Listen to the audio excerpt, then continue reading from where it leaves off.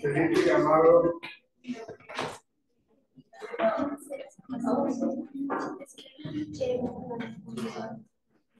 Valentina Bejarano.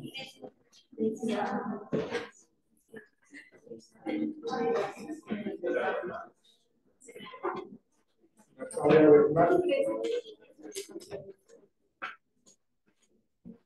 Daniel Campos.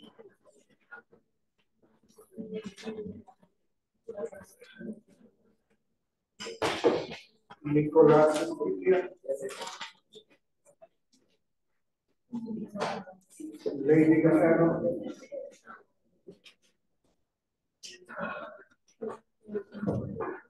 Gómez. Dania González. Paula Guerrero.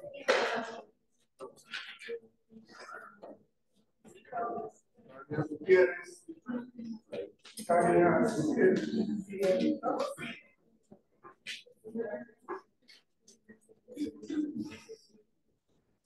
Julia Herrera. Nicole Herrera.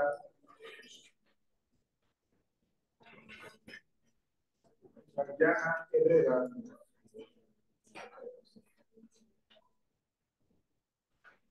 Violeta Lesmer.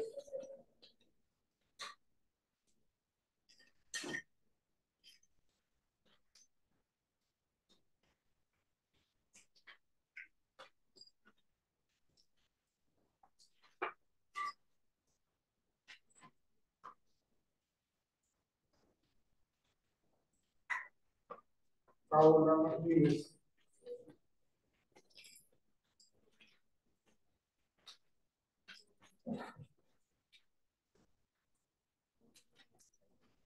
Laura Martínez.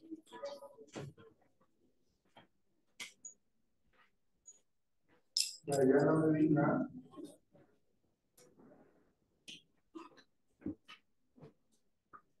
Jacqueline Monroy.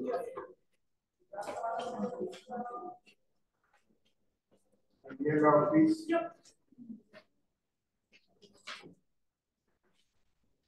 Laura Camila Paiva.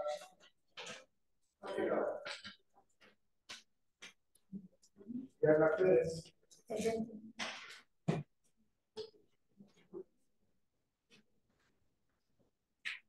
Ana María.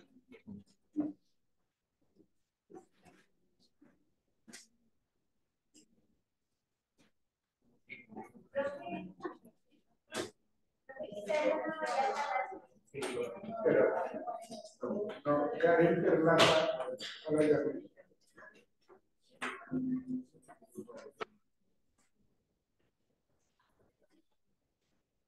Dina Prada.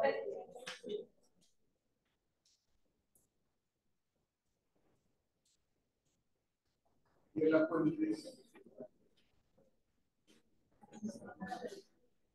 Valentina Rodríguez.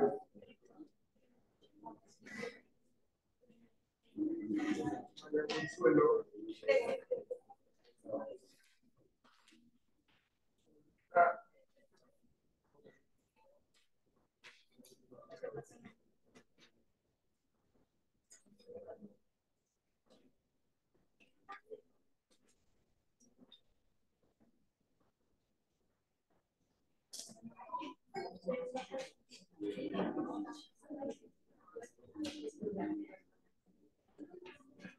Ana Sánchez. Ana Sánchez. Adriana Santos. Diego Sarmiento.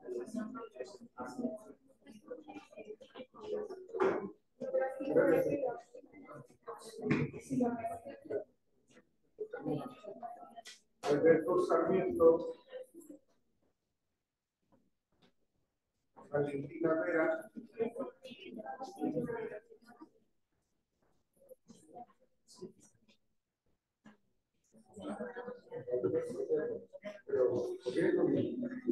Hola. Juliana Zapata.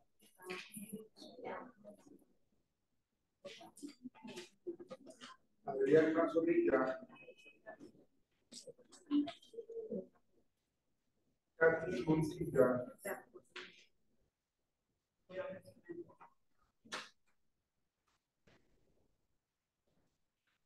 Colgodoy. Estefanía Salina. Que llegaron tarde.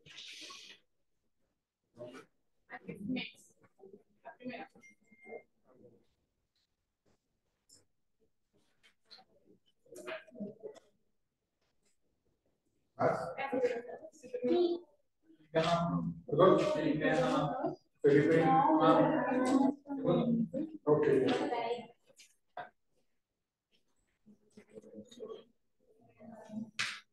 ¿Nombre? Daniel.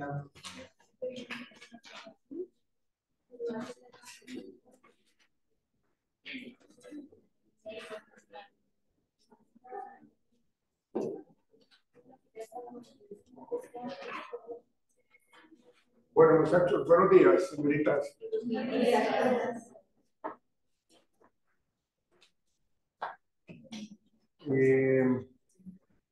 Dentro del programa, en el capítulo, en la sesión 10, hay un tema, hay un artículo sobre estimulación. Cierra la puerta con seguro.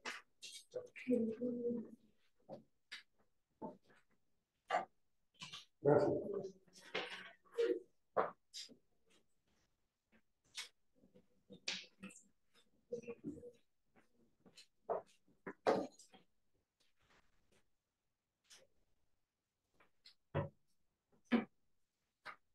Hay un artículo que toca el tema de estimulación sensorial. Por favor, léanlo.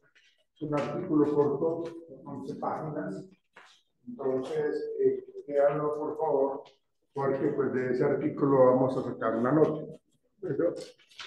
Artículo de estimulación sensorial. También hay una actividad que hay que entregar para hasta el domingo. Tiene que ver con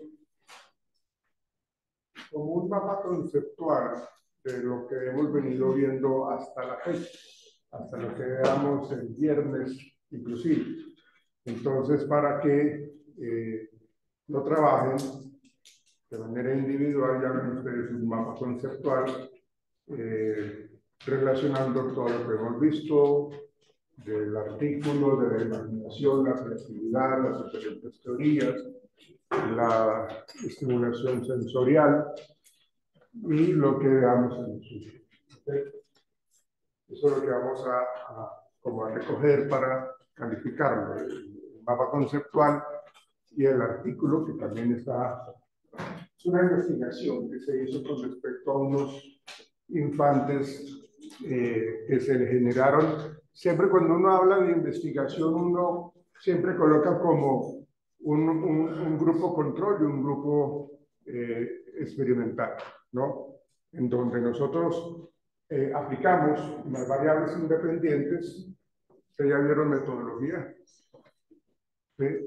Donde trabajamos unas variables independientes. Las variables independientes son las que podemos manipular, las que podemos intervenir para determinar la influencia de esas variables. Entonces, con base a eso se trata el artículo de la estimulación sensorial. Pues vamos a hacer como una charla precisamente de este tema de estimulación sensorial, que ayer precisamente hicimos una actividad pues, en donde involucra absolutamente todo esto.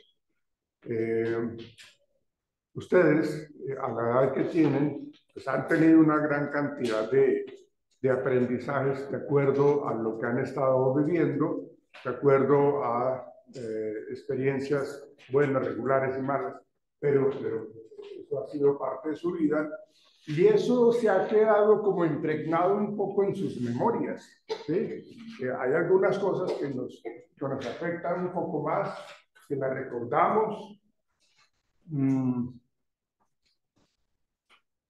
que las vivimos, ¿sí? Dependiendo de lo que hayamos sentido. Yo puedo evocar fácilmente momentos de mucha alegría de mi infancia, ¿sí?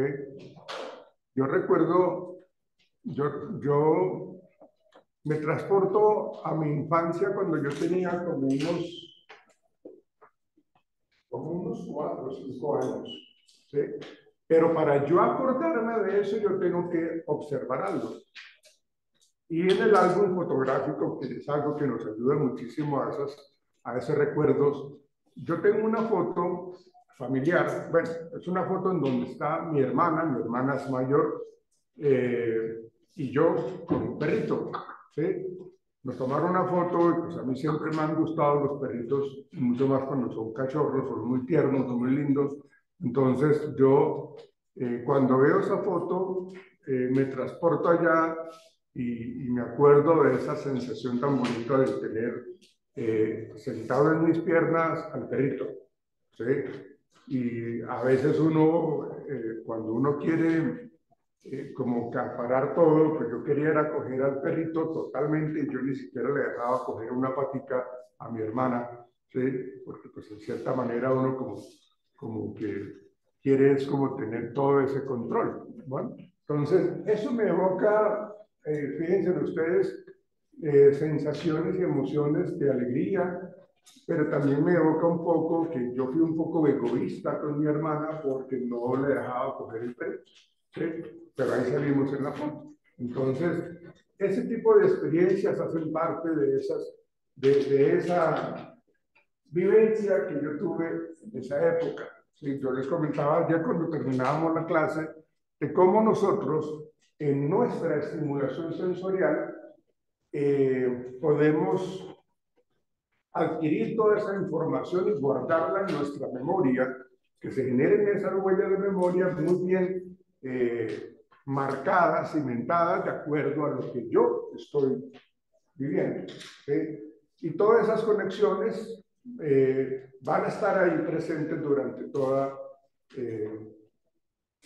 mi evolución, ¿sí? Estoy hablando de la primera infancia, ¿sí? Inclusive en la preadolescencia, ¿sí? No quiere decir de que nosotros hoy día, a la edad que tenemos, no tengamos aprendizajes con respecto a estimulación sensorial, ¿sí? Porque siempre vamos a estar sintiendo, siempre, ¿sí?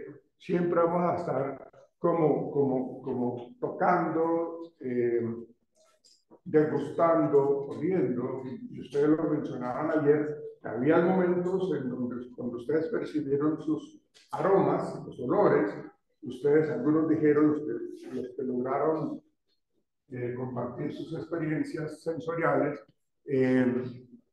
decían de que habían cosas de que les recordaba malos momentos, ¿sí? Entonces que no les agradaba. Entonces cuando uno evoca esos,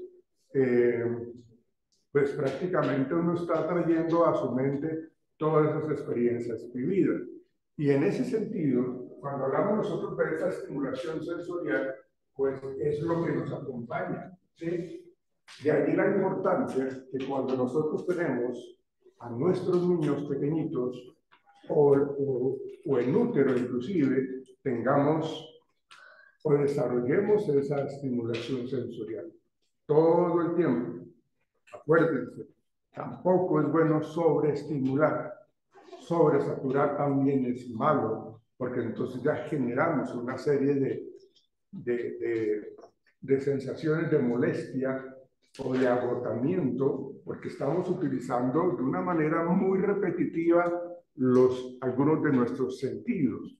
Entonces eso termina agotando al infante. Entonces hay que saber de que nosotros debemos vivenciar todas esas experiencias, pero de una manera calmada, de una manera muy justa, muy equitativa, muy acorde, de acuerdo a lo que esperamos que el niño o la niña aprenda. Entonces, lo que tenemos que hacer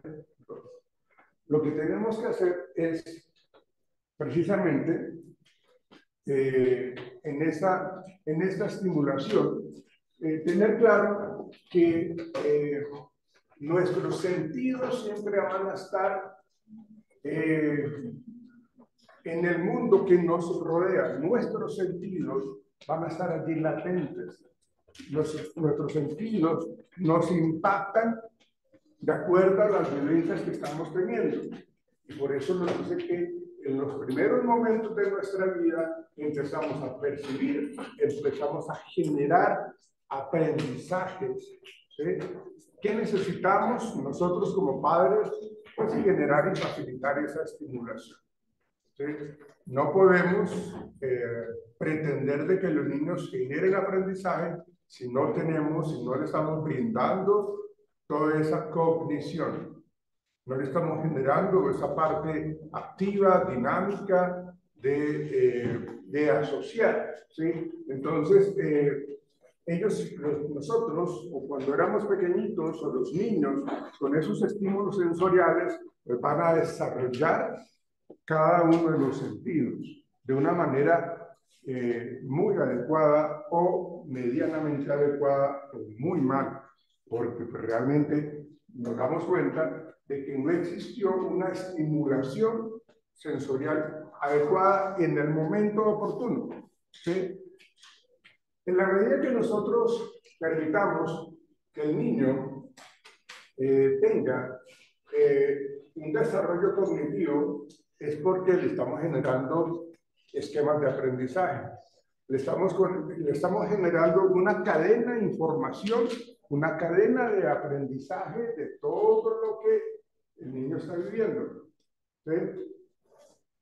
Si la mamá constantemente le habla al niño, si la mamá le está diciendo palabras tiernas, si la interacción física con la voz de la mamá se maneja de una manera muy repetitiva, pues el niño va a aprender a asociar eso. Y ahí estamos hablando de ese proceso de aprendizaje.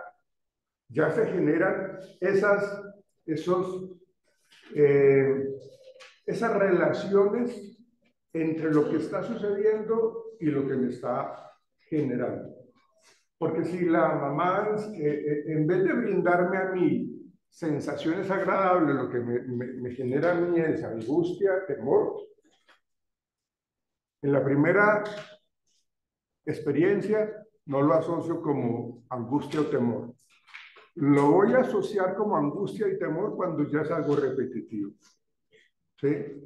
O sea, uno con la primera experiencia no asocia nada, no genera aprendizaje.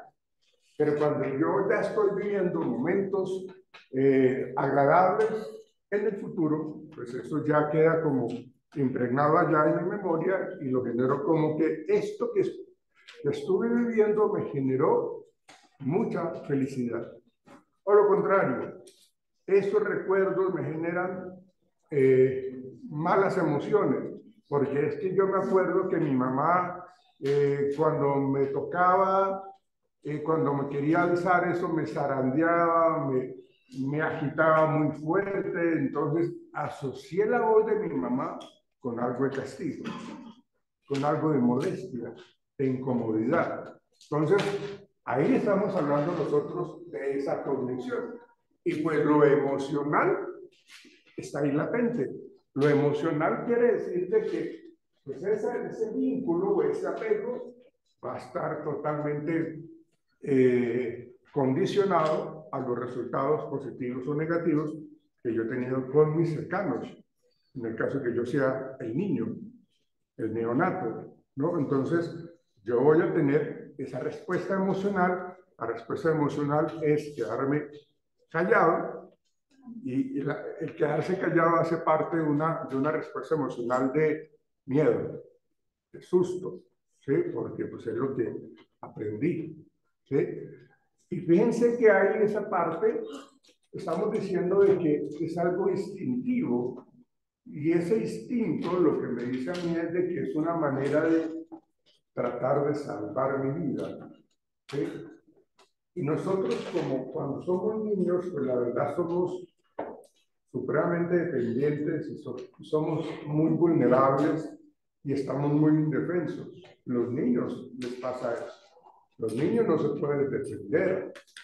Los niños recién nacidos, en los primeros años de vida, son muy dados a que van a hacer un chivo expiatorio de los adultos que los rodean, pero no se pueden defender. Y eso genera toda esa respuesta emocional.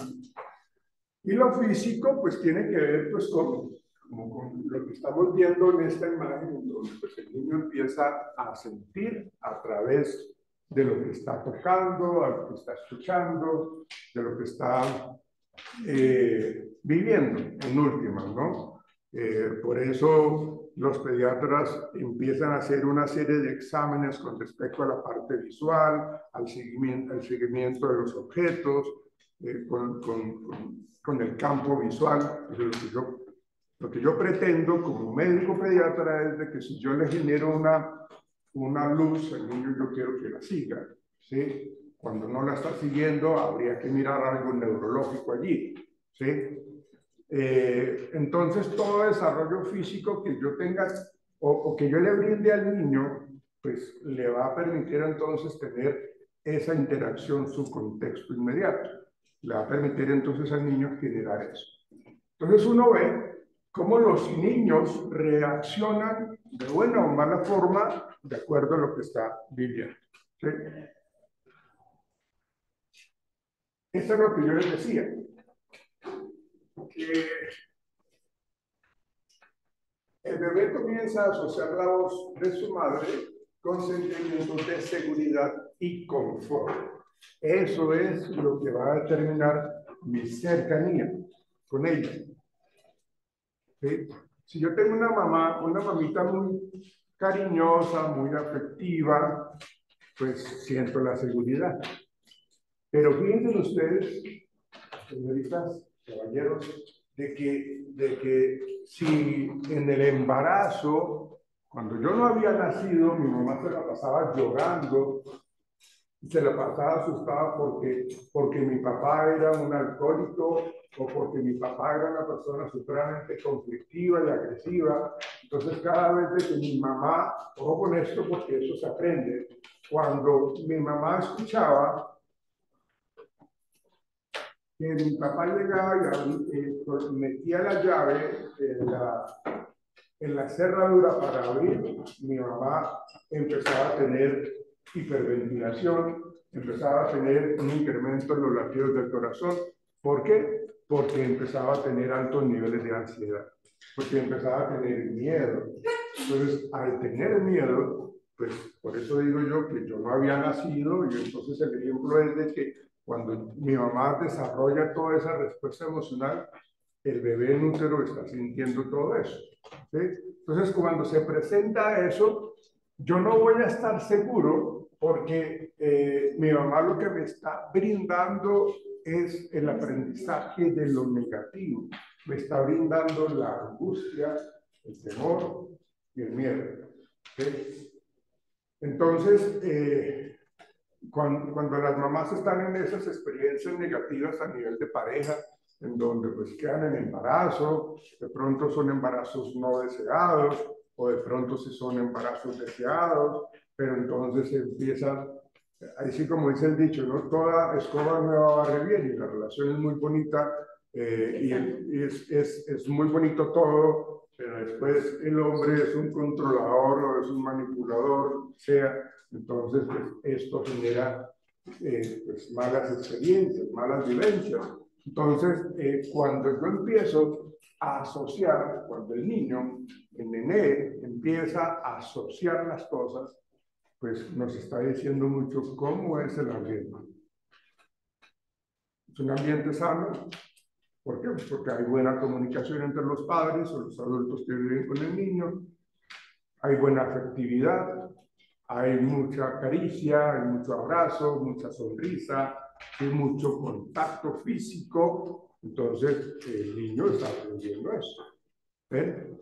Fíjense en la importancia de esa estimulación sensorial adecuada. ¿Sí? Y ahí entonces estamos diciendo de que el niño va a aprender a identificar la voz, ¿sí?, de la mamá, mientras, o sea, siempre y cuando le brinde seguridad. Porque le puede estar enseñando a que cada vez que escucha la voz de la mamá, le está generando inseguridad, no se está presentando ese confort. Entonces, no hay sentimientos de seguridad allí.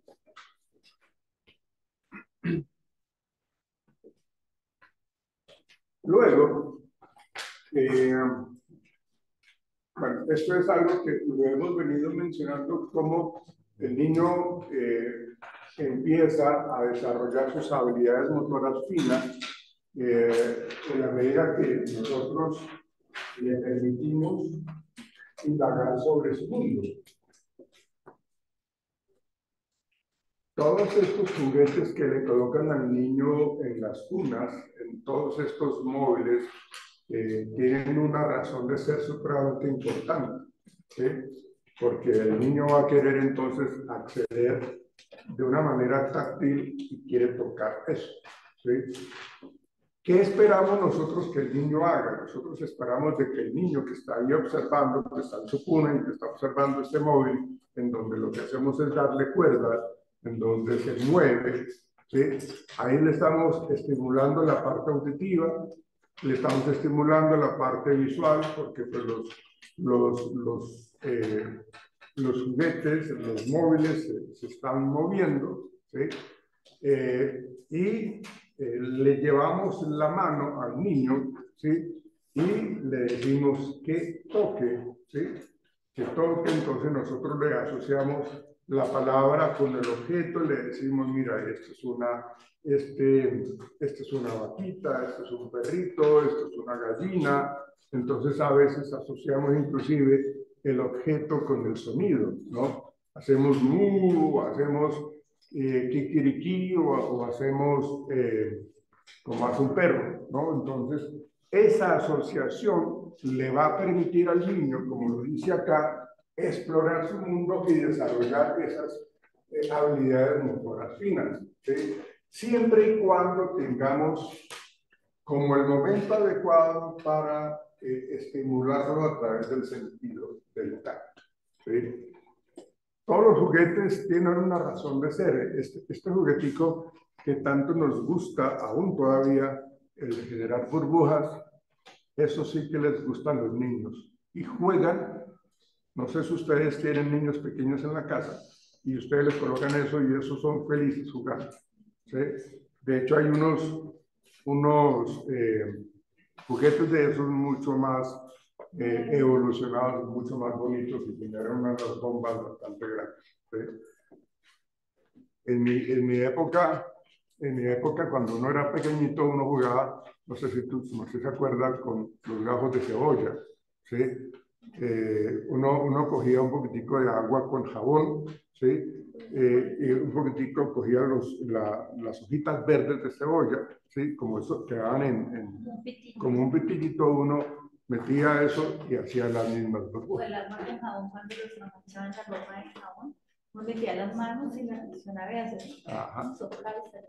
Eso eran nuestros juguetes de esa época, ¿no? ¿Sí? Y eso nos divertíamos. El pescado boca chico creo que eran unos bigotes larguitos, ¿sí? Delgaditos, el nicuro, exactamente. Yo lo cortaba, pues, yo me acuerdo mucho que uno lo mojaba y uno colocaba el dedito y se ensartaba ese bigote larguito. Y, sí, y era algo, era una sensación de juego, ¿no? Pero para uno eso era lo máximo, ¿no? Una planta que da una florecita así. Y la blanquita. La coge y la sopla y sale. De pelucitas. ¿Cómo se llama esa? El diente de león. Diente de león, exactamente. Pero todo eso, entonces, ¿qué es lo que estamos diciendo acá? El niño va a estar bien o mal dependiendo de nosotros. El niño nos va a agradecer dependiendo de lo que estemos brindando. Entonces, si nosotros constantemente le estimulamos al niño y salimos y lo mantenemos en una serie de actividades en el columpio, en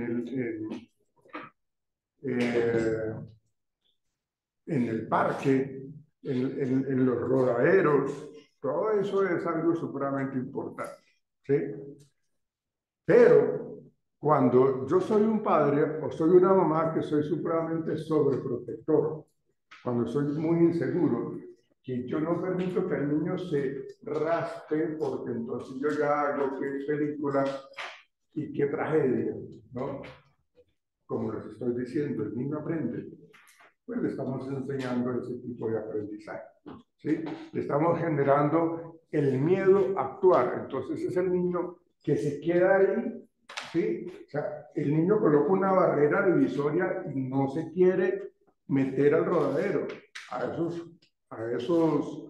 eh, a estas estructuras que están ahora en los parques y que se pueden meter por allá y se encaraman y todo esto y salen por allá al rodadero y se lanzan. No, el niño no lo hace. Porque el niño está evocando en sus aprendizajes de memoria, está evocando que la mamá o el papá o la abuela o el tío, quien sea, le generó miedo. Pero muchísimo miedo, ¿sí? Porque es que eso se aprende, ¿sí? Si yo soy un padre en donde genero altos niveles de ansiedad, digamos que yo tengo un pánico absoluto, una fobia absoluta a subir los puentes peatonales. Entonces yo voy con mi niño de 6 años, ¿sí? Entonces yo lo cojo en la mano. Visualicen ustedes esta situación. Yo voy con mi hijo y yo soy una persona supremamente ansiosa y le tengo pánico a subir a un puente peatonal. Yo lo cojo en la mano a mi hijo, ¿sí? Entonces yo empiezo con verbalizaciones suaves, pero que el niño las escucha, ¿sí? O empiezo a murmurar, pero estoy diciendo, tengo que cruzar este puente. Me quedo ahí parado un rato, pero que tengo que pensar. Entonces, yo tengo al niño cogido de la mano, entonces yo empiezo a subir el puente, la escalera, ¿no? En ese proceso yo le voy cogiendo la mano al niño y se la voy apretando. ¿Por qué? Porque tengo alto nivel de ansiedad. Yo voy subiendo con el niño y como ya hay una respuesta fisiológica de ansiedad, entonces la respuesta galvánica de la piel es sudoración. Empiezo a sudar. Entonces mi mano está sudando, el niño lo siente. ¿Sí? Ya esos pensamientos, acuérdense que los pensamientos son conductas verbales, ¿sí? Encubiertas. Entonces, pues ya no las mantengo encubiertas, sino que empiezo a decir, ¿y qué tal que esta vaina se caiga? ¿Y qué tal que algo nos pasa? ¿Y qué tal que empiezo a tener una serie de visiones catastróficas así, en donde yo digo, algo malo me va a suceder? Si yo hago eso frecuentemente, les aseguro que mi hijo aprende eso. O sea, le regalé a mi hijo la ansiedad, le heredé a mi hijo los niveles de ansiedad y le heredé a mi hijo el pánico o la fobia a cruzar un puente peatonal. ¿Sí? Entonces, toda esa estimulación, todo eso que nosotros estamos desarrollando en el niño, por eso les decía yo ahorita, el niño nos va a agradecer o nos va a decir, no, papá, usted sí, todo lo que me enseñó, sí. Mira, yo no puedo ni siquiera entablar una comunicación con una chica porque tengo un miedo impresionante a que me rechacen. ¿Ven? ¿Por qué? Porque no trabajamos las diferentes estrategias que vamos a mirar para poder enseñarle al niño a que desarrolle esas habilidades, sea físicas, sea cognitivas, sea de memoria o emocional. ¿Okay? Entonces, todo lo que le brindemos, recuérdenlo, va a influir en esa personalidad de ese niño o de esa niña. Vamos a permitirle ese desarrollo social, emocional, de seguridad. Bueno, miren quiénes somos nosotros entonces para estos pequeños personajes. Miren la importancia. ¿Sí? Si nosotros somos temerosos de muchas cosas, si yo quiero ser papá o si yo quiero ser mamá, corrijamos eso. ¿Sí? Manejemos eso porque el niño o la niña no tiene la culpa. ¿Sí? Pues nosotros tampoco. A mí me enseñaron eso mis papás. Y antes mis papás les enseñaron eso mis abuelos. Y mucho tiempo atrás las cosas eran mucho más drásticas, mucho más fuertes. ¿Sí? O sea, era lo que nos estaban diciendo. Es que de hecho, frases como estas, uno lo escucha aún todavía en donde dice, la abuela le dice al niño, deje de llorar porque los hombres no lloran. ¿Ven? Y eso está totalmente reevaluado. Porque ¿quién dijo que uno como varón o como hombre no pueda expresar? ¿Sí? Pero si yo lo expreso, yo estoy mostrando mi parte más débil y la gente se va a aprovechar. Entonces, ¿qué me enseñó mi abuela? Mi papá, que era un machista de tiempo completo, mi mamá, que era supremamente complaciente, sumisa, entonces yo aprendí a que eso debe ser así.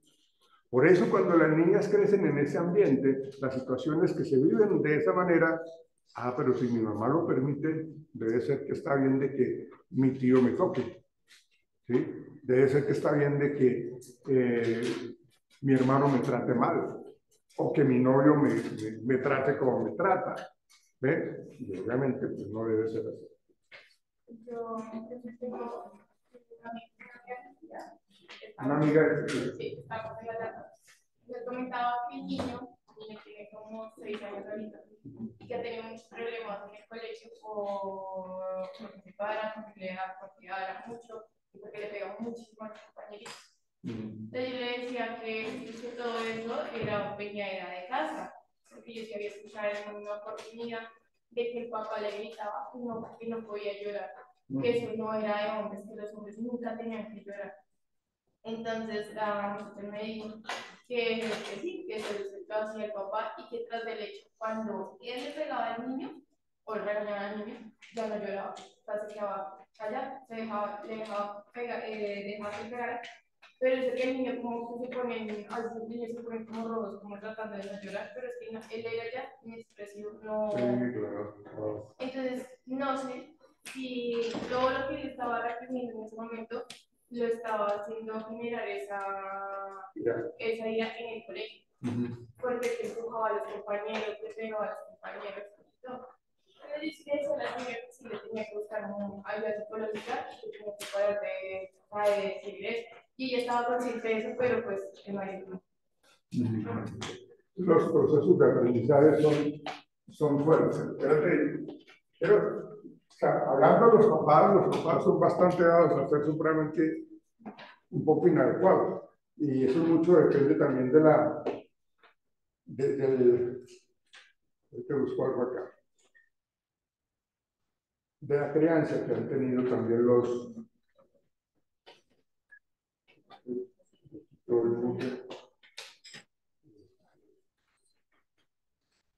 Vamos a escuchar un audio de eso que se está mencionando.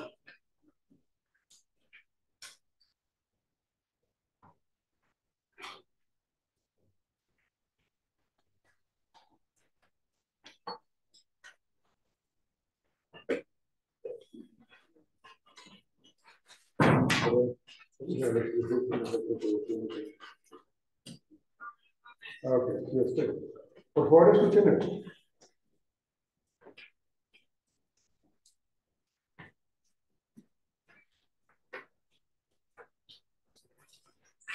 Sí, muy bonito todo lo ubicado, lo que quieran, profesora, pero yo creo que para eso es que su merced ejerce esa labor de profesora. Yo no tengo tiempo para hacer dictados ni para hacer cosas. Yo le apoyo lo que pueda, pero yo no tengo tiempo para sus cosas. Yo creo que a la que le pagan para educar a los niños es de su merced. O si no, pues deberían dejarlos en la casa y no les enseñan. De mi modo de pensar. Entonces, si ves, su merced que no puede hacerlo para preescolar, porque es que yo la verdad yo el profesor no sirvo. Ninguno no tengo genio y otro yo el profesor no sirvo. Y si ven que va muy mal hecho, pero a preescolar no pasa nada. ¿Qué opinan? Dígame su opinión de esto.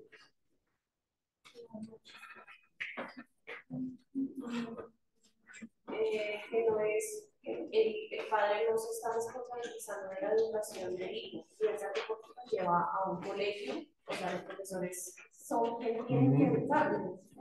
Sí. Pero imagínense, o sea, imagínense ustedes cómo será el papá. O sea, ya con esto estos 33 segundos de diálogo, bueno, ni siquiera diálogo, de expresión del papá, ya sabemos que seguramente tiene una forma de ser supremamente controladora.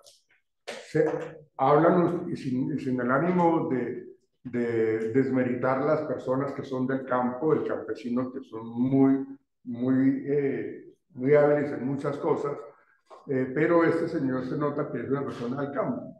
Y muchas veces eso hace que la forma de crianza sea así muy burda, ¿no? Muy brusca, y la expresión verbal que escuchamos, o todo este audio que escuchamos, nos deja entender que ese espacio para el niño es, o sea, ya imagínense ustedes cómo será el niño allá en la casa, cómo lo maltratarán, y con base a lo que su merced estaba diciendo, ¿cómo es su nombre?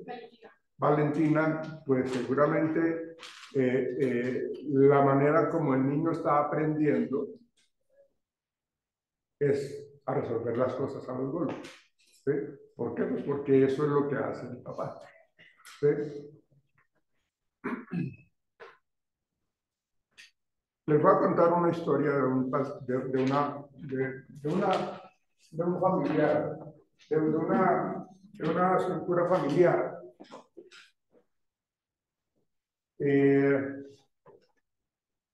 Sí me acuerdo porque este fue un caso de hace ya varios años. Había un niño, ¿sí?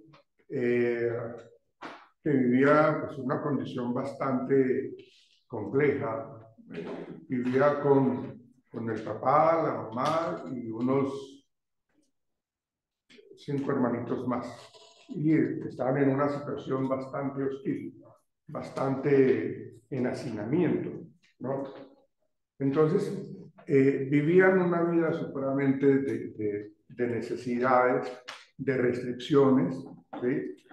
Que sufrían muchos pequeños, porque los dos papás trabajaban, pero el papá era alcohólico, esa cuestión, o sea, siempre había una comunicación bastante característica de este contexto familiar, de hostilidad, de malos tratos, de agresiones, de insultos, de groserías. Eso era lo que vivían los niños. Entonces, había niños, el más grandecito tendría como unos 12, 13 años ahí para abajo, ¿sí?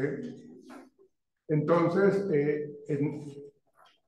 En otro momento, bueno, en otro contexto, había una señora que no podía, o sea, ella no quería tener hijos.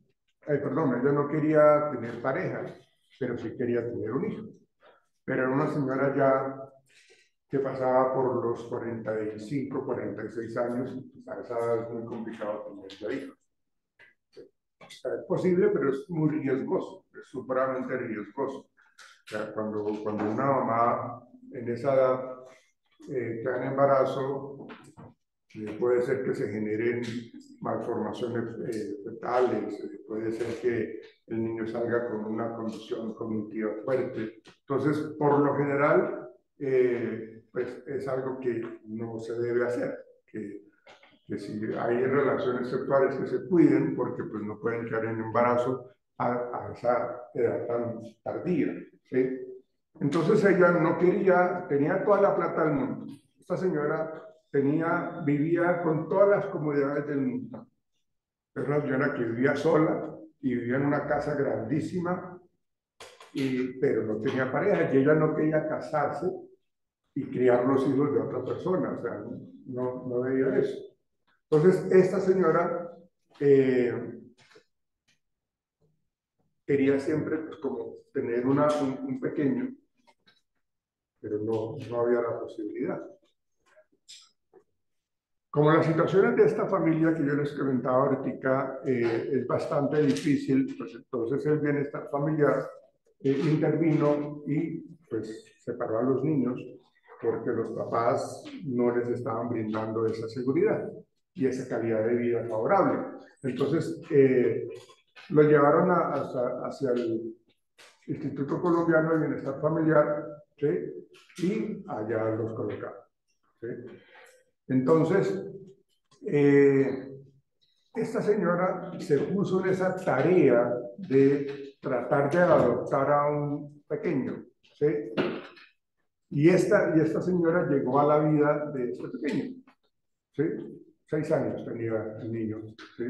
Entonces llegó allá y hizo todo el papeleo pues para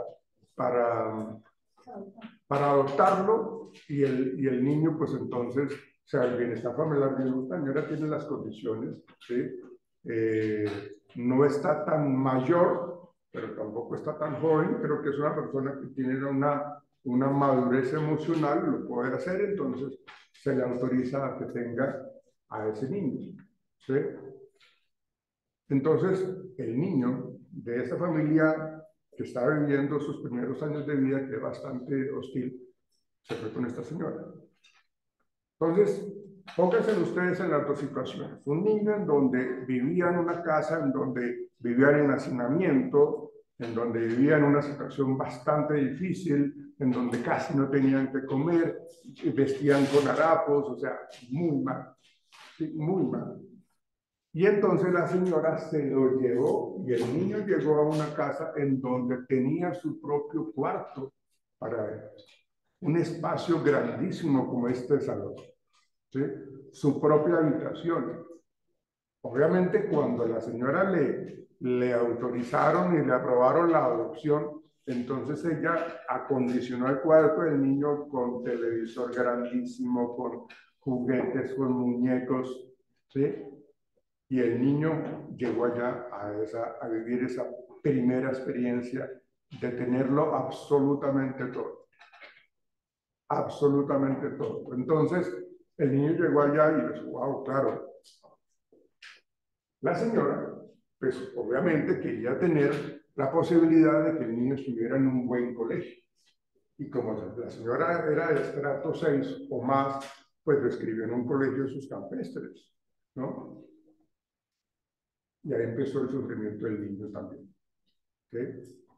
Porque el niño llegó a ese colegio en donde los niños son hijos de papi y mami, son niños monos, ojiazules, con una piel, un test de piel supremamente suavecito, hermosos, ¿sí? Y este niño, pues era un niño medio morenito, con la piel toda manchada, descuidada, ¿sí? Y pues su lenguaje también era muy particular de donde él vivía. Su lenguaje era un poco más burdo, más tosco también, de terminología mucho más ordinaria. Y esos niños, los del colegio campestre, vivían una vida totalmente diferente. Claro, cuando eso empezó a suceder, el niño empezó a quererse integrar con ellos, con los nuevos compañeritos, pero los niños, hijos de papi y mami, lo rechazaron, se burlaban de él, ¿sí? Entonces, eso fue un problema para el niño porque fue otro impacto social, ¿sí? Porque lo estaban rechazando, porque lo miraban mal, porque se reían del pelo, se reían de cómo tenía de quebrada, de quemada la piel, de cómo hablaba, porque el niño hablaba, como les digo, pues, de una manera puramente maluca, ¿sí?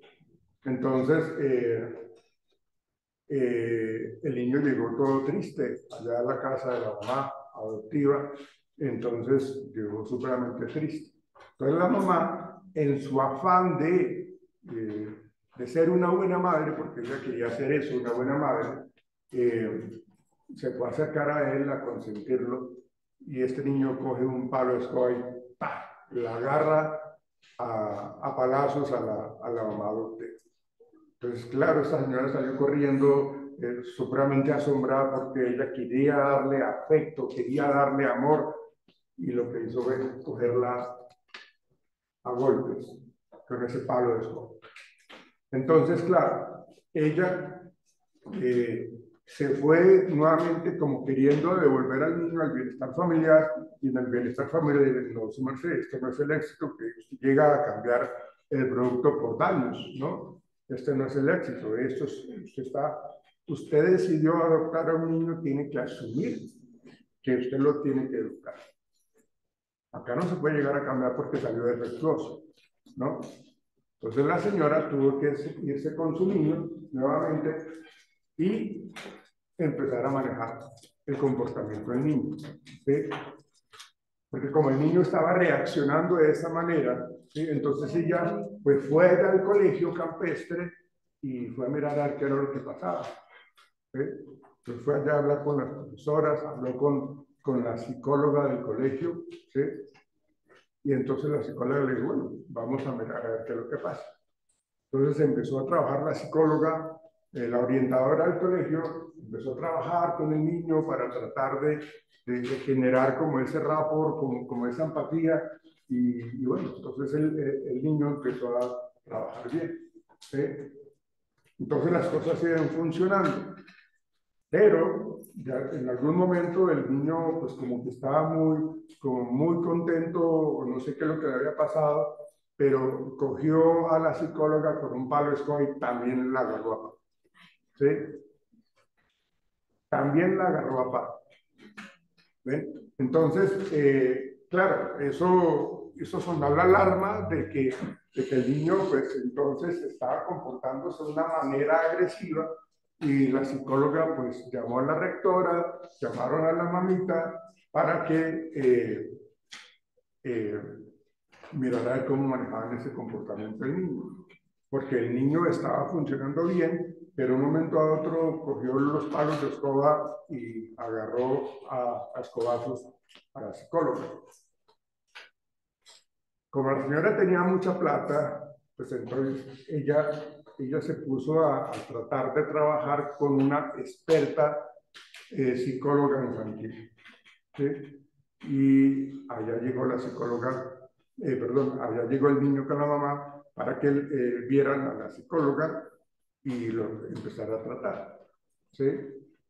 Y empezaron a trabajar la psicóloga infantil con el niño, llevaban varias sesiones y hasta no venía. También la cogió a palazos, ¿sí? Entonces, claro, era algo ya supremamente complejo y complicado, pues porque el niño cada vez que iba evolucionando muy bien, el niño expresaba de una manera agresiva su comportamiento. La agresión física era muy notoria porque la cogía a palazos, ¿sí? Entonces la señora no, pues no sabía qué hacer, la verdad. ¿Sí? Entonces, ahí fue cuando llegó al consultorio. ¿Sí? Entonces, entendiendo un poco todos esos procesos de aprendizaje que tenía el niño o que había desarrollado el niño durante toda su primera infancia, ¿ven? Entonces uno empieza, como psicólogo, uno empieza a bajarse un poco y a interactuar mucho con el niño para poder entonces tener esa opción de que se sienta mucho más tranquilo, ¿sí? Y las cosas sigan funcionando bien. Pero él quería reaccionar de una manera agresiva nuevamente, cogiendo un palo de escoba para pegarme a mí. ¿Sí? Entonces, claro, uno ya sabiendo eso, cuando empiezan los procesos terapéuticos, uno lo que hace es esconder todo lo que haya por ahí, parece unas cosas, ¿sí? Para que eso no empezara a suceder. ¿Sí? Entonces uno decía, pero ¿por qué este niño genera procesos de aprendizaje de golpear? ¿Sí? ¿Por qué lo manifiesta así? Entonces, uno entendiendo el proceso, porque uno tiene que hacer un análisis funcional de la conducta, y uno lo que hace es analizar todo ese contexto. Entonces, uno empieza a hablar con el niño y empieza el niño a comentarle muchas cosas que vivían cuando él vivía con los papás. ¿Sí? Y lo que vivía el niño era lo siguiente. Como todos vivían en una sola habitación, todos dormían, todos, papá, mamá y los 6 hijos en la misma cama, ¿sí? Entonces, claro, cuando todos se acostaban y el papá no había llegado, entonces ahí se acostaban a dormir todos. Y el papá llegaba, como siempre llegaba tomado, entonces los niños siempre se hacían los dormidos, ¿sí? Siempre se hacían los dormidos porque si los veía despiertos, los cogía a golpe. ¿Sí?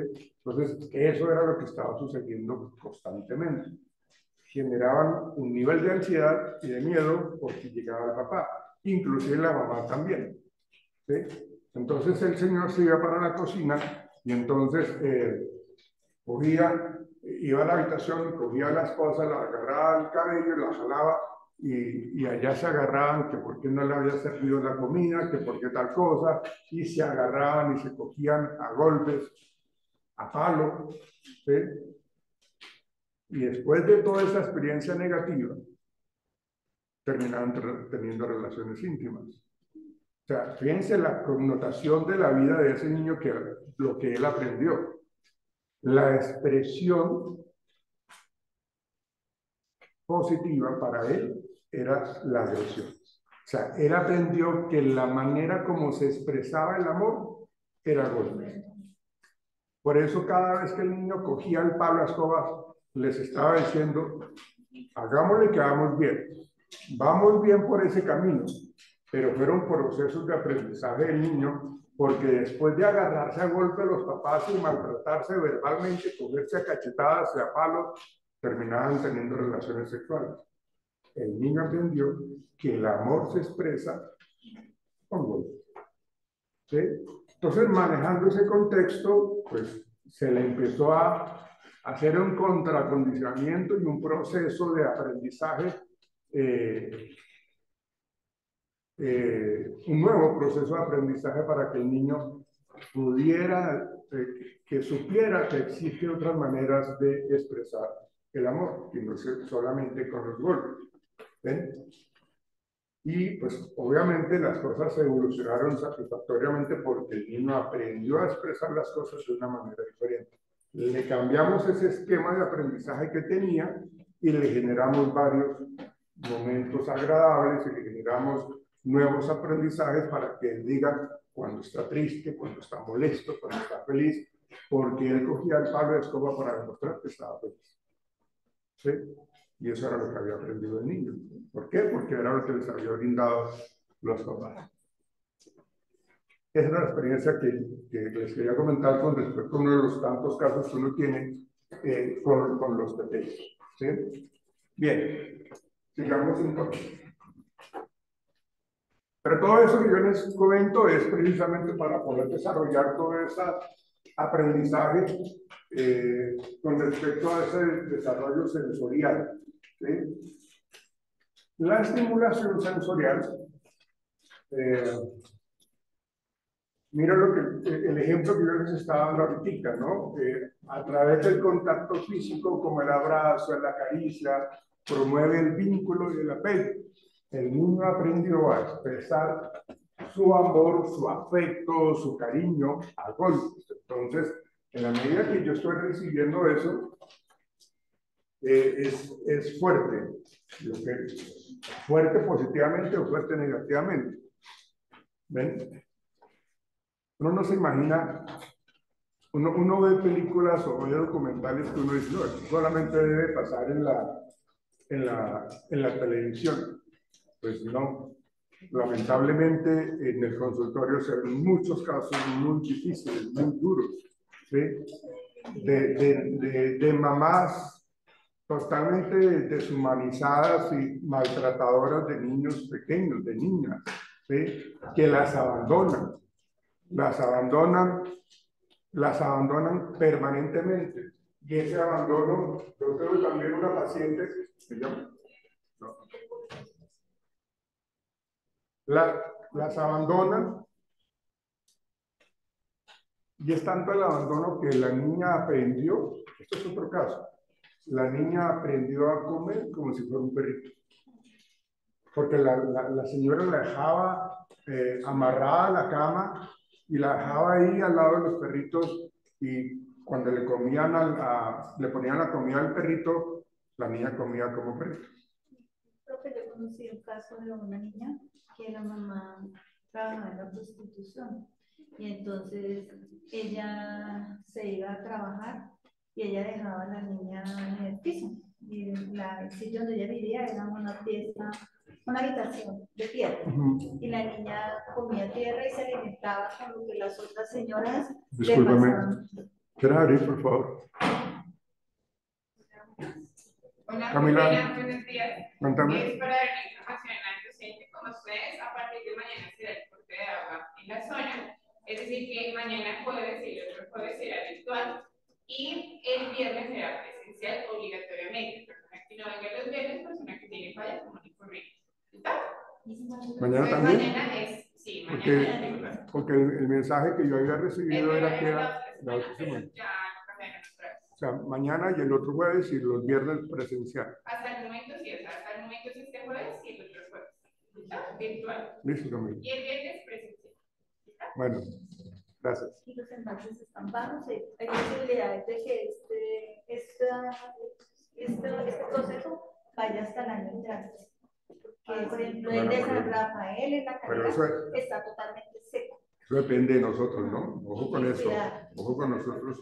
¿Qué conductas tengamos? Bueno, qué pena, sigue. Entonces, ella se iba a trabajar en lo que ella trabajaba y dejaba a la niñita y la niña comía tierra, se alimentaba con las sobras de que las otras señoras le tiraban en el piso como si fuera un animal. Así es. Y cuando la señora llegaba borracha, la niña lloraba de hambre porque estaba mojada, quemada. La señora cogía las colillas de cigarrillo y la quemaba. Entonces, eso es un caso real. Sí. Este caso es un caso real en Guyana, de una persona allegada en cierta forma a mi familia. Entonces, cuando en una ocasión el señor que no sabía que tenía una hija con esa señora, le comentaron pues que esa señora tenía una niña y que la niña estaba en esas condiciones. La niña tenía ya 2 años y ella no caminaba, ella se arrastraba en el piso y ella comía tierra, cogía las paredes, se abría rotos y se comía lo que salía. Eso se llama un trastorno alimenticio de pica. Esa es pica, comer tierra se conoce como pica. Trastorno alimenticio de pica. Es eso, y eso se ve mucho. Culturalmente eso, digamos que está en cierta manera permitido en regiones del África, porque pues, son dados a que coman tierra, ¿no? Pero esa es como su alimentación natural, digamos así, ¿no? Pero cuando se presenta acá, en unos contextos como el de nosotros, pues ese trastorno alimenticio se conoce como pica. Y es comer tierra, es agacharse y comer tierra. ¿Sí? Todos esos dichos. ¿Sí? Y entonces con ella tocó iniciar un proceso, porque el papá, como al mes de haber cogido la niña, el señor tuvo un accidente y se mató.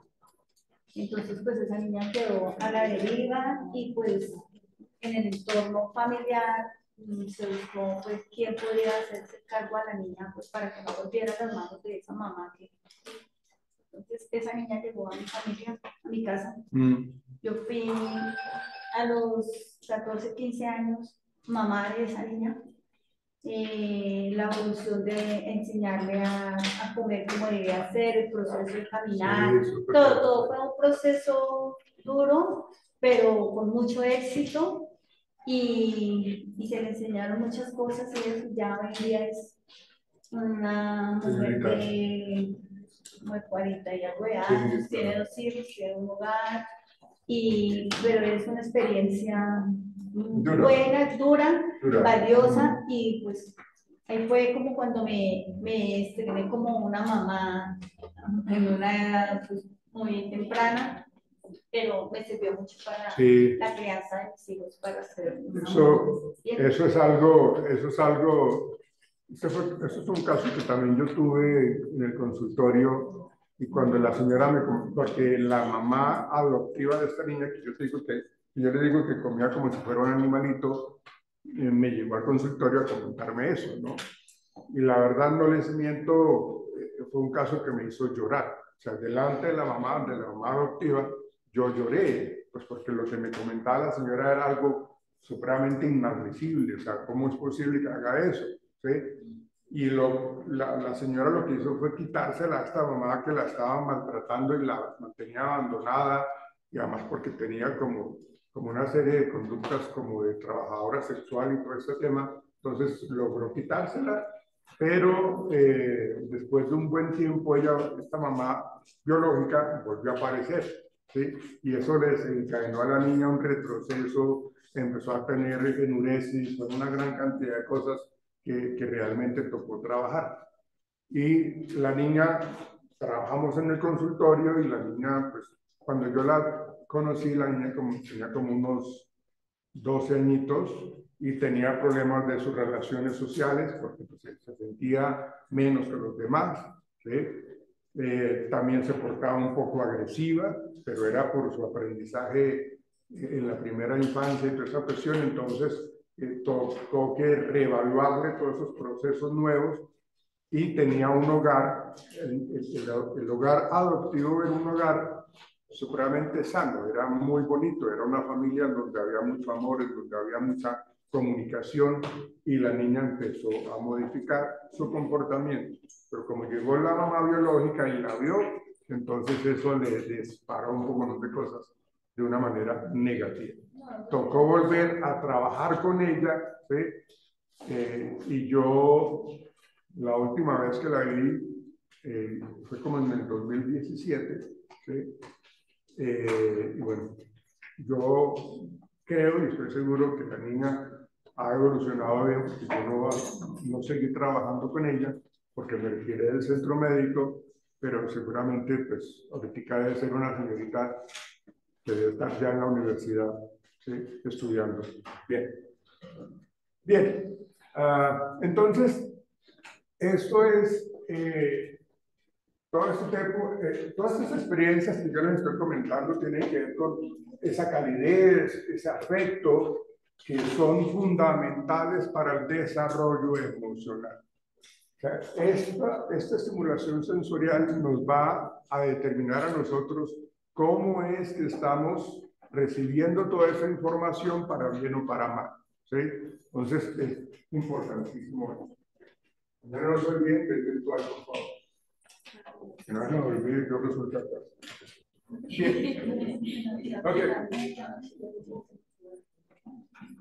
Bueno, esto es lo que hemos ya explicado. El desarrollo cognitivo, a medida que exploran su entorno a través de los sentidos, los bebés comienzan a comprender conceptos como causa y efecto, relación espacial y categorización. En la medida que le presentamos toda esta estimulación sensorial de una manera adecuada, o sea, no de una manera sobrecargada, ¿sí? Hay padres, y esto es algo muy normal, hay papás que cogen a los niños a una temprana edad y los meten a todo curso, ¿sí? Que clases de guitarra, que piano, de canto, que natación, que taekwondo, eso está bien, pero no le están dejando ser niño, ¿sí? Tienen que dejarlo que juegue, que interactúe, porque todo el tiempo es, tengo clase de violín, tengo clase de tango, tengo clase de piano, tengo clase de tal cosa, tengo clase de tal cosa. Entonces los niños aprenden a comportarse como un niño adulto, ¿sí? O sea, toda esa parte cultural es bueno, yo no estoy diciendo que no lo hagamos, ¿sí? Yo lo puedo poner a que aprenda un segundo idioma, genial, pero también déjele un espacio para que juegue, para que se ensucie, para que se embarre, para que interactúe con los pequeños, para que vayan a un cine, para que lo que sea. Pero no nos sobresaturemos porque también toda esa carga de aprendizaje, pues no es bueno. Entonces, toda esa exposición a la variedad de estímulos es buena, pero hay que manejarlo correctamente. Bueno, aquí hablamos nosotros venga, les hago una preguntita. Si el niño crece en una familia en donde el papá es mudo, es sordo mudo, ¿cómo desarrollamos ese lenguaje de esta comunicación? A través de señas. Sí, claro. O sea, es normal, es normal. Simplemente lo que tenemos que hacer es generar, o sea, es un lenguaje no verbal, no con sonidos, no con palabras, no con fonemas, no con artículos, pero es lenguaje de comunicación, ¿sí? De hecho, si ustedes ven esas películas en donde la mamá habla con la niña con lenguaje de señas y la expresión facial denota de que están molestas, ¿sí? De que están molestas y de hecho mueven el brazo o la mano, perdóname, o sea, lo enfatizan el movimiento del lenguaje con señas y expresan lo que están emocionalmente bien, regular o mal. Bueno, entonces, bueno, todo este tema del lenguaje y la comunicación, que es lo que estamos hablando, es el lenguaje receptivo y expresivo. Somos nosotros como papás expresivos, somos nosotros como papás receptivos. Entonces, ¿cómo estamos manejando nuestra comunicación? ¿Sí? ¿De qué manera nos estamos interactuando con nosotros? ¿Sí? Hay abuelos, hay papás, hay mamás que son muy cuadriculados, ¿no? O sea, no son expresivos físicamente en su expresión facial, no lo son. O sea, son muy lineales, son fríos, sí, exactamente, son muy lineales, ¿no? Estoy triste. Estoy contento. Ustedes han visto ese cuentachistes que no se ríe, ¿sí? ¿Sí? Él dice, había un par de perros que eran bravos y ahora no se hablan, ¿sí? O sea, son comunicaciones supremamente lineales, no expresivas. Y eso es la fortaleza de ese humorista, ¿sí? Ustedes han visto a este Carlos Sánchez, creo que es, que tiene Asperger, ¿sí? Y que se mueve bastante, ¿sí? Camilo Sánchez, ¿no? Sí. Eso, Tourette, no Asperger, sino Tourette. Sí, perdónenme.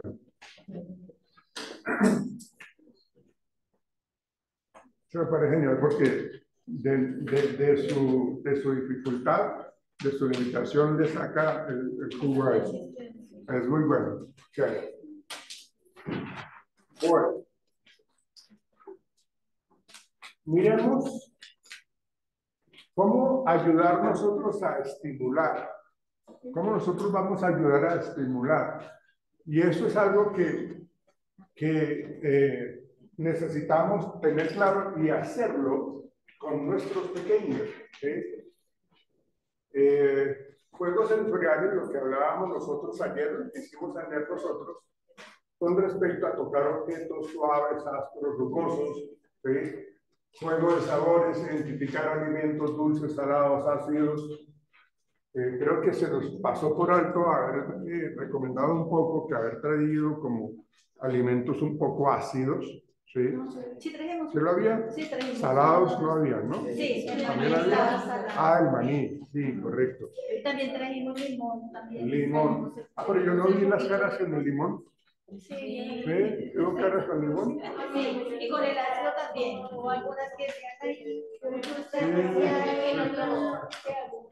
Sí. Si queremos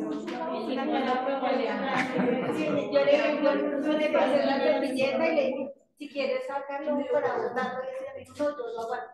Yo aguanto, sí, porque está... Pero la cara que estaba haciendo, ¿no? Sí, eso sí, ahí sacaba la... Sí. Y los aromas también, ¿no? Los olores. Eso fue lo que hicimos antes. Chévere. Además de que ustedes colaboraron mucho todos. Esos son los juegos sensoriales. Los juegos de movimiento, los juegos de equilibrio, juegos de carreras, de obstáculos, entre otros, ¿sí? Toda esta actividad que tienen los pequeños es supremamente importante. O sea, el juego, la parte lúdica, por eso ahora todo el tema de los aprendizajes se están dando a manera de lo lúdico, ¿no? Una de las cosas que se critican bastante es de que cuando en los colegios la primera hora de clase es la matemática. Y eso es algo que no está bien. ¿Sí? Se supone que debería estar uno muy dinámico, pero a ver, pongámonos a pensar, los muchachos, ¿ustedes a qué hora se acuestan a dormir? ¿Ustedes a qué hora se duermen? 12, ¿no? ¿Sí? Pero exactamente, se acuestan tarde. Y si se levantan, los muchachos se levantan temprano para ir al colegio, lo que hacen es, si tienen ruta, lo que hacen es dormir en la ruta, ¿sí? Entonces, toda esa situación hace que uno tenga claro que uno debería llegar al colegio y la primera actividad tiene que ser un poco de educación física, ¿sí? Para que uno termine de despertar, si sea algo que realmente les genere motivación, ¿sí? Pero hay malos procesos de enseñanza precisamente porque colocan unas asignaturas muy ladrilludas, de mucha atención, de mucha cognición, niñas, por favor, de mucha cognición que hace que la gente de pronto no genere procesos de aprendizaje. O después del almuerzo, ¿sí? Después del almuerzo empieza... yo tuve la oportunidad de trabajar en Villeta, en la Universidad Minuto de Dios, y allá las jornadas eran los sábados, y allá el calor era pues supremamente fuerte, y ellos estaban refrescos, ¿no? Allá los salones no tenían ventilación, simplemente tenían unos ventanales grandísimos, y algunas ventanas pues estaban rotas, y por eso pues, por ahí entraban como airecitos, ¿sí? Pero yo sufría mucho porque yo tenía mucho calor, pero muchísima calor. Y uno iba a almorzar y después del almuerzo uno iba a trabajar. No, tenaz, uno con el calor y con el sueño, eso no eran procesos adecuados de aprendizaje. O sea, no eran los espacios, los momentos. Y eso tocaba generar una serie de actividades dinámicas para poder generar el contenido, generar el aprendizaje, el tema que se necesitaba ver. o si no, sí grave. ¿Sí? Bien, pero esto es importante, o sea, el juego, por eso les digo que es muy importante. Cuando uno lo juega con el niño, ¿sí? O con la niña, que le lanza los balones, le lanza las pelotitas, y todos los movimientos que ellos hacen de agacharse, de que de pronto se van de cola, eso es un proceso, ¿sí? Que uno le da risa, ¿no? De hecho, cuando uno juega fútbol con las mujeres, algunas, porque hay jugadores de fútbol que son muy buenas, ¿sí? Pero las que no juegan, las que no juegan eso, uno goza esos partidos porque le dan al aire como 30 veces el balón y queda. ¿Quiénes son las jugadoras? ¿Quiénes son las jugadoras de fútbol? Ustedes dos nomás, ¿no? Bien, ok. Ok. Hay una niña de psicología que la deben de conocer, no recuerdo el nombre, pero fue seleccionada a la selección sub-20 de Colombia, ¿no? Está concentrada ahorita. Ella está en primer semestre de psicología y juega también que el seleccionador de fútbol de la selección Colombia sub-20 la llamó y está jugando, está concentrada. Bien, pero está recibiendo clases acá. O sea, ella estudia acá en la universidad. Bien. Actividades que estimulan el pensamiento, estamos hablando de los rompecabezas, juegos de construcción, todos esos legos que tanto ayudan a generar todos esos procesos.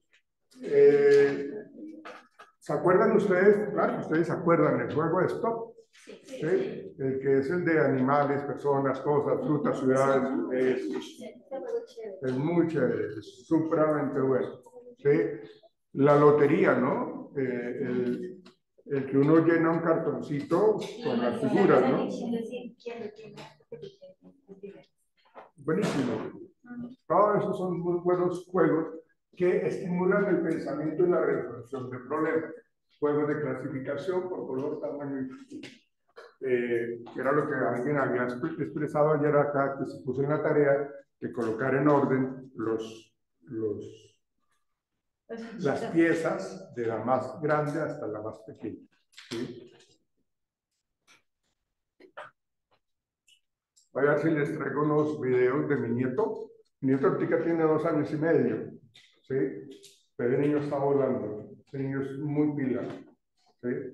¿Por qué? Porque se le ha generado mucha estimulación. Ahorita los pediatras trabajan muchísimo eso. Están muy pendientes de cómo es la evolución de los niños, para que no tengan una serie de dificultades. O sea, les dicen qué es lo que, le dicen a los papás qué es lo que tienen que hacer y qué es lo que no tienen que hacer. Voy a seleccionar unos videos y se los comparto para que vean el niño cómo actúa. Muy piloso, muchachos. Arte y creatividad, ¿no? Ponerlos a que interpreten, a que hagan, asuman roles. Nosotros tenemos, como les decía yo cuando les comenté la historia de mi paciente, uno tiene que girarse el piso con ellos, jugar con ellos, ¿sí? Y uno utiliza mucho el juego de roles, en donde yo le digo, yo voy a ser el niño y tú vas a ser el adulto. Entonces tú me vas a mostrar cómo es que actúa el adulto. No te preocupes, hazlo como tú consideres y yo voy a actuar como niño. Entonces yo tengo que utilizar toda esta creatividad para poder entonces generar toda esa expresión creativa de la actuación como tal. Pero también utilizamos una serie estas son las técnicas artísticas que yo les estoy hablando, trabajar con la plastilina. La plastilina ayuda muchísimo en los procesos de atención y de concentración. ¿Sí? Hay unos libritos de plastilina, unos libritos para formar figuras de plastilina, monstruos, flores, aviones. ¿Sí? Y eso es algo muy bueno inclusive para nosotros como adultos, porque es algo que uno también tiene que mantener allí como al día, ¿no? Pero todo eso tiene que ver con la creatividad. ¿Sí? Y todo lo que los niños hagan nosotros tenemos que hacer fiesta, así sea algo muy pequeño, muy básico, muy sencillo. O sea, tenemos que generar como una felicitación, eso lo alzamos, le sonreímos, le expresamos éxito, sí, lo aplaudimos. Pero no saben cómo el niño eso le estimula, cómo le genera satisfacción, cómo le genera seguridad, cómo le genera tranquilidad. Que por intermedio del juego ellos aprenden Claro. mucho más rápido. Sí, claro. Y ustedes aprendieron más fácilmente la parte de la estimulación sensorial cuando hicimos la actividad ayer, porque es algo nuevo que nosotros tenemos que estar generando constantemente. Y los juegos sociales, miren lo que comentaba yo ahorita, la interacción social. Los niños van a desarrollar estos vínculos sociales dependiendo de cómo nosotros como padres estamos fomentando eso. ¿Sí? Si yo le enseño al niño a que no confíe, a que le tema a los demás, a que no interactúe, a que no preste, ¿sí? Pues obviamente pues, le estoy mandando un mensaje inadecuado porque pues realmente no le brindó esa tranquilidad. ¿Sí? Pero los juegos son muy importantes. Juegos de mesa, en grupo, juegos de dramatización. Es muy chévere.